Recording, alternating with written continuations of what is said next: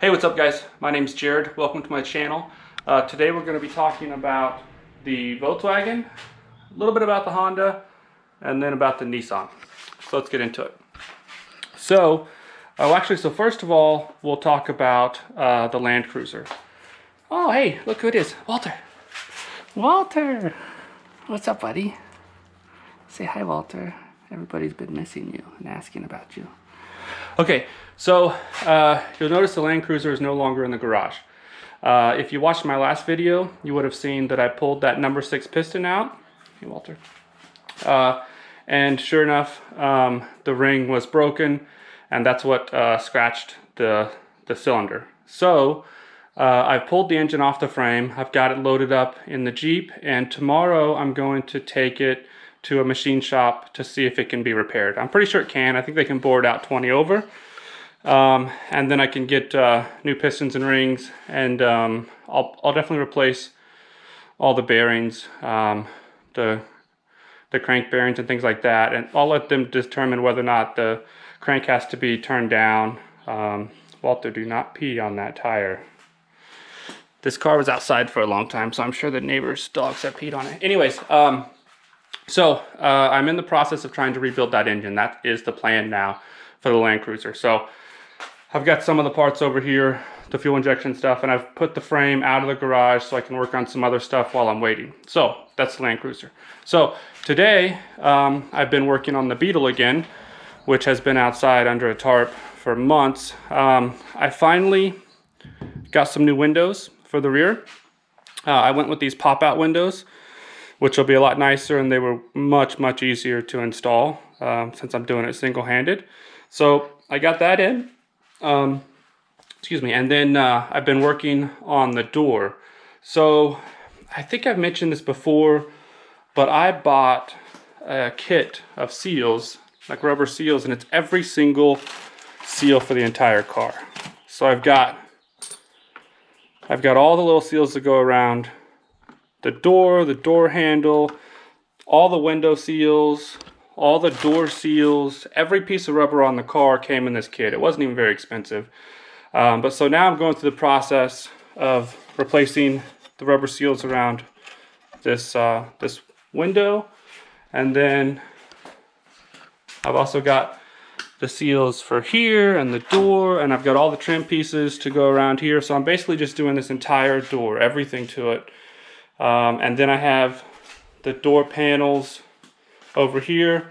So I'm going to finally finish this part of it up, mainly because I want to be able to store it outside without having to worry about rain getting into it. So I'll finally have this thing all sealed up. And then I still have to replace, I ordered new padding for the seats, because in a previous video you would have seen I tried to repair these. It didn't come out very well. So I have the new cushions to go underneath these seat covers, so I have to redo that.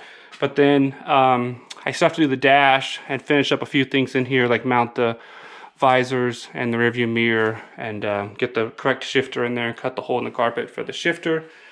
And then that'll be pretty much it for the interior of the Beetle. And then I'll move on to the engine. I've got to pull the engine. It actually runs really well, but it has a really bad exhaust leak because a couple of the muffler pipes are ripped off because someone tied onto the muffler, I think, to try to pull it. But I'm going to pull the engine, clean it all up, replace a bunch of the seals and gaskets, paint it all up, and then put it back in. And then I have to go through the brakes. And then that's pretty much it for this car, I think. So this one's getting close. I also have this cool wicker shelf that I'm going to be putting under the dash. So that's pretty cool. So that's it for the Beetle. For the Honda, still waiting on parts. So the parts I ordered from Germany, it looks like, I've done a little bit of research. I believe all international shipping is currently suspended. The post office, so the shipment from Germany went through DHL, I believe, and then it was supposed to be transferred to the US and be picked up by the post office. And I have that tracking number, but that tracking number has never showed any movement. It's been over 15 days, I think, and it's never moved. And so when I looked on the post office website and found COVID-19 updates, there's several updates. You know, there's probably 5 or 6 of them over the last several months. And they each mentioned that service was suspended from different countries. and I did find one that said Germany. It sounds like because there are no longer very many international flights, or maybe no international flights, then there's no mail making it across. I'm pretty sure they just put that mail on the bottom of like commercial flight. I don't think it's like a FedEx or a UPS plane that's flying that around. I think it's just the commercial flights. So anyways, I don't think I'm going to get those parts for a very long time.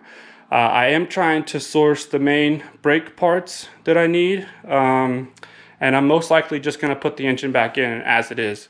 I will likely have to pull it out again at some point to replace this throwout bearing if it ends up being an issue. But you know, several months from now, hopefully I'll have those parts and I can do that. It's not a huge deal to take the engine back out.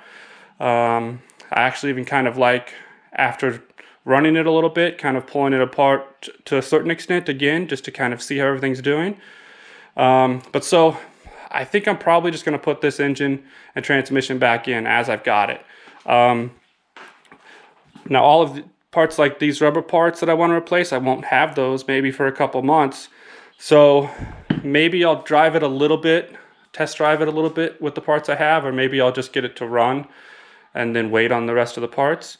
But yeah, I'm basically, you know, there's not a lot I can do. Parts were hard to get before, and now I'm limited to only being able to get things that are within the US. I can't ship anything internationally for the time being. So that one is, I will do a video soon, but it's probably just going to be me putting the engine and transmission back in as it is, starting it up, getting it to run, and then that's pretty much it, because I don't know if I'll be able to get the brakes finished or not.